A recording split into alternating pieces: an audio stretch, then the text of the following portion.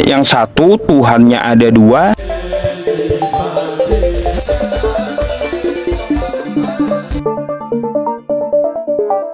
Halo guys, di negeri ini agama adalah suatu yang sakral. Tapi ironisnya, justru karena kesakralannya, agama juga jadi komoditas paling laku. Dari janji masuk surga, air berkah, hingga penggandaan uang yang dibungkus dalil, semuanya bisa dijual dan selalu ada yang membeli. Maka tak mengherankan jika dari waktu ke waktu selalu ada orang yang mengaku sebagai nabi, utusan, bahkan Tuhan. Yang mengherankan adalah selalu saja ada yang percaya. Aku iki gendeng apa waras? Aku dewe ora roh, aku lupa.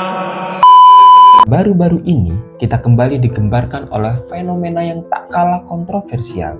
Seorang pria di Sumeneb, Madura secara terang-terangan mengklaim dirinya sebagai Allah, dan yang mengejutkan, ia tidak sendiri. Pada pertengahan Juli 2025, sebuah video berdurasi singkat menyebar luas di TikTok dan WhatsApp. Isinya, seorang pria di Talango, Sumeneb duduk santai di sebuah warung dan berkata dalam bahasa Madura, "Sengko Allah." Artinya, aku adalah Allah. Ucapan itu diulang hingga 9 kali selama siaran langsung. Tak pelak, masyarakat pun geger.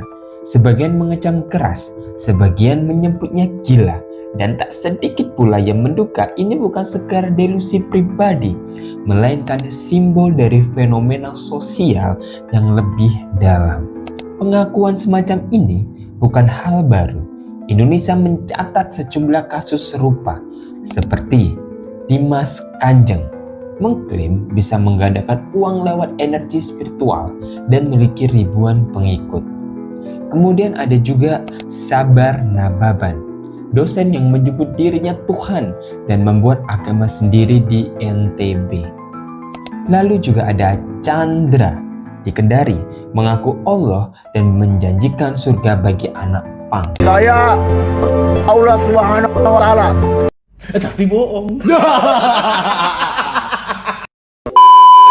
Mereka muncul dalam waktu berbeda, namun pola dan respon masyarakatnya nyaris sama. Marah, heran, atau justru ikut percaya. Mengapa orang percaya? Ini adalah pertanyaan mendasar, karena mereka butuh pegangan di tengah krisis identitas, tekanan ekonomi, dan hampa makna hidup. Figur spiritual sering menjadi pelarian.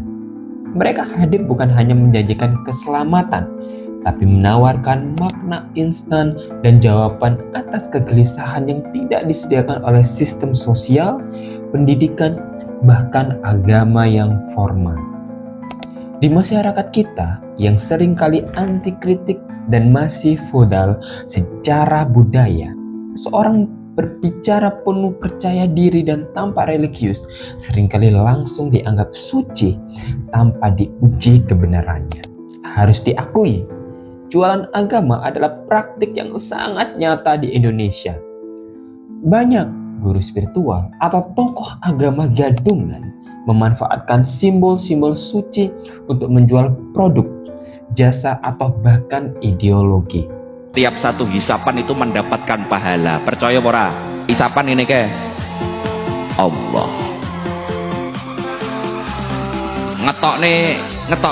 Ngetokne beluk. Ngono. Berarti dadine Allah.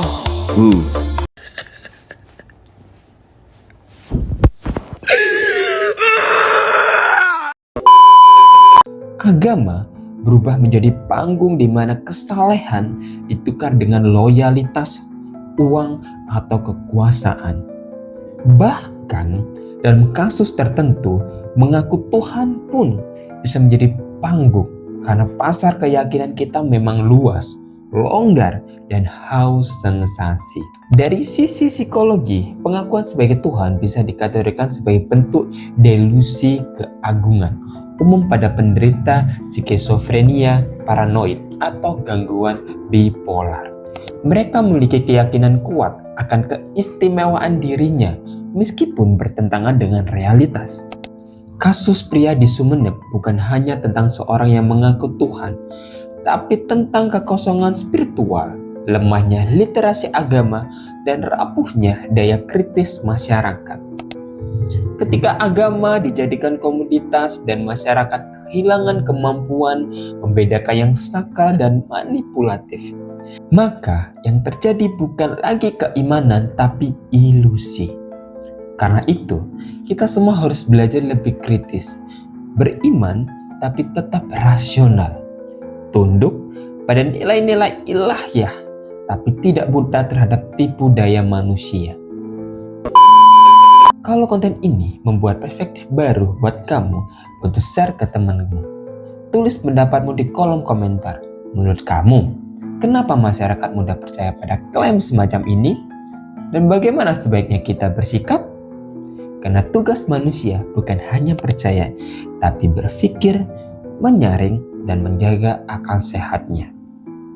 Terima kasih sudah klik video ini, karena kita bakal terus bongkar yang katanya rapi.